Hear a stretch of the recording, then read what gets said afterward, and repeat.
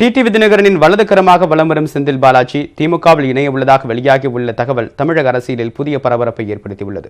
திமுகவில் இருந்து அதிமுகவுக்கு வந்த செந்தில் பாலாஜி மீண்டும் தாய் கழகத்தில் இணைய உள்ளார்.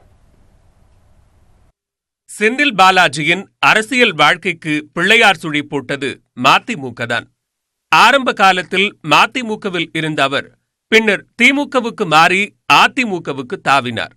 அதிமுகவில் சேர்ந்த பிறகு 2004 ஜோதிடரின் ஆலோசனைப்படி செந்தில்குமார் என்ற பெயரை செந்தில் பாலாஜி என மாற்றிக்கொண்டார். கரூர் மாவட்ட அதிமுக மாணவரணி இணைச் செயலாளரானார். பின்னர் 2006 மாணவரணி செயலாளரானார். 2006 அதிமுகவின் கரூர் மாவட்ட செயலாளராக இருந்த சின்னசாமியின் மூலம் தினகரனின் அறிமுகம் கிடைக்க செந்தில் பாலாஜியின் அரசியல் பயணம் ஜெட் வேகத்தில் உயரத் தொடங்கியது. தினகரனின் ஆதரவால் 2006 சட்டமன்ற தேர்தலில் செந்தில் பாலாஜிக்கு சீட் கிடைத்தது. அப்போது தீவிர பிரச்சாரம் செய்த அவர் திமுக வேட்பாளர் வாசுகி முருகனை தோற்கடித்து முதன்முறையாக சட்டமன்ற படியேறினார். 2007 அதிமுகவின் கரூர் மாவட்ட செயலாளராக செந்தில் பாலாஜியை அறிவித்தார் ஜெயலலிதா. 2007 2015 வரை கரூர் மாவட்ட செயலாளராக கோலோச்சி வந்தார் செந்தில் பாலாஜி. 2011 கரூர் தொகுதியில் மீண்டும் போட்டியிடும் வாய்ப்பு செந்தில் பாலாஜிக்கு கிடைத்தது. அந்த தேர்தலில் அதிமுக வெற்றி பெற்று ஆட்சியை பிடித்தது. செந்தில் பாலாஜியும் வெற்றி பெற போக்குவரத்துத்துறை அமைச்சரானார்.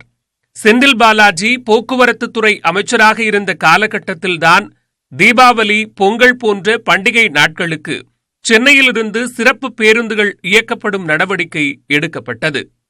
நீண்ட தூரம் பயணம் செய்யும் பேருந்து பயணிகளின் வசதிக்காக 10 ரூபாய்க்கு அம்மா குடிநீர், சென்னையில் சிற்றுந்து என பல திட்டங்கள் தொடங்கப்பட்டன.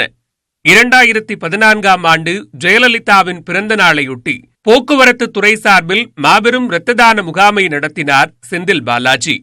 லட்சக்கணக்கான போக்குவரத்து தொழிலாளர்கள் பங்கேற்று இரத்த தானம் செய்ததால் இந்த முகாம் கின்னஸ் சாதனை படைத்தது. இதுபோன்ற செயல்களால் ஜெயலலிதாவின் குட்புக்கில் செந்தில் பாலாஜியின் பெயர் இடம்பெற்றது. சொத்து குவிப்பு வழக்கில் ஜெயலலிதா சிறை சென்ற போது அவர் மேல்முறையீட்டு வழக்கில் விடுதலை பெற வேண்டி கரூரில் உள்ள கல்யாண பசுபதீஸ்வரர் கோவிலில் 1.5 லட்சம் அகல் விளக்குகளை ஏற்றி வேண்டினார். அதோடு நின்றுவிடாமல் 5000 பேருடன் மொட்டையடித்து தீச்சட்டி ஏந்தி நேர்த்திக்கடன் செலுத்தினார். 2015 ஜூலை மாதம் அமைச்சரவையிலிருந்து செந்தில் பாலாஜியை நீக்கினார் ஜெயலலிதா. கூடவே அவரது கரூர் மாவட்ட செயலாளர் பதவியும் பறிக்கப்பட்டது. மாவட்ட செயலாளர் பதவி அமைச்சர் எம்.ஆர். விஜயபாஸ்கர் வசமானது. அன்றிலிருந்து கரூரில் செந்தில் பாலாஜி தலைமை, எம்.ஆர். விஜயபாஸ்கர் தலைமை என 2 கோஷ்டிகள் மாவட்டத்தில் வலம் வர ஆரம்பித்தன. மீண்டும் 2016 சட்டமன்ற தேர்தலில் கரூருக்கு பதில் அரவக்குறிச்சி தொகுதியில் செந்தில் பாலாஜி நிறுத்தப்பட்டார். பணப்பட்டுவாடா புகார் காரணமாக அரவக்குறிச்சி தேர்தல் ஒத்திவைக்கப்பட்டது. ஜெயலலிதா அப்பல்லோவில் சிகிச்சை பெற்றபோது அரவக்குறிச்சி தொகுதிக்கு தேர்தல் நடைபெற்றது. அரவக்குறிச்சி தேர்தல் பொறுப்பாளராக நியமிக்கப்பட்ட எடப்பாடி பழனிசாமி செந்தில் பாலாஜிக்காக தீவிரமாக வாக்கு வேட்டையில் ஈடுபட்டார்.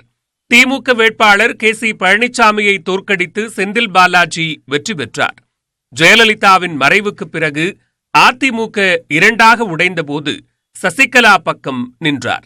சசிகலா சிறை சென்ற பின்னர் தினகரனின் முகாமில் தஞ்சமடைந்த அவர் முதலமைச்சருக்கு எதிராக அப்போதைய ஆளுநர் வித்யாசாகர் ராவிடம் மனு அளித்து எம்எல்ஏ பதவியை இழந்தார். அமமுக தொடங்கிய பிறகு செந்தில் பாலாஜிக்கு கட்சியின் அமைப்புச் செயலாளர் மற்றும் கரூர் மாவட்ட செயலாளர் பதவி வழங்கி அழகு பார்த்தார் டிடிவி தினகரன். நியூஸ் 18 தமிழ்நாடு தொலைக்காட்சிக்காக செய்தியாளர் அபினேஷ்.